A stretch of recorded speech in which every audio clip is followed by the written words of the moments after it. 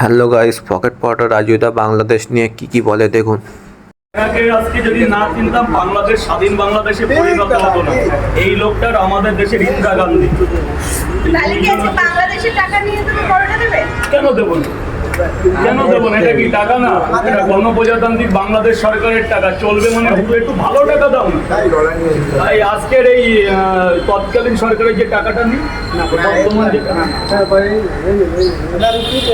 বলছি বাংলাদেশি টাকা আমরা পাবো। কালকে আমাকে একজন দিয়ে গেছে এটা বাংলাদেশের 100 টাকা, বুঝলো? এটা বাংলাদেশের 100 টাকা। তো বাংলাদেশ সিলেট থেকে 5 দাদা এসছে। প্রথমত ভারতীয় সভ্যতায় তাদের আমার ছোট্ট দোকানের পক্ষ থেকে অনেক অভিনন্দন এবং প্রণাম করলাম। সমবয়সী হোক, বড় হোক, ছোট হোক, তোমাকে আমার ধন্যবাদ থাকলো। দ্বিতীয়ত, তুমি যে এই অবধি আসতে পেরেছো এরকম খোলামেলা জায়গা, তার জন্য অশেষ ধন্যবাদ।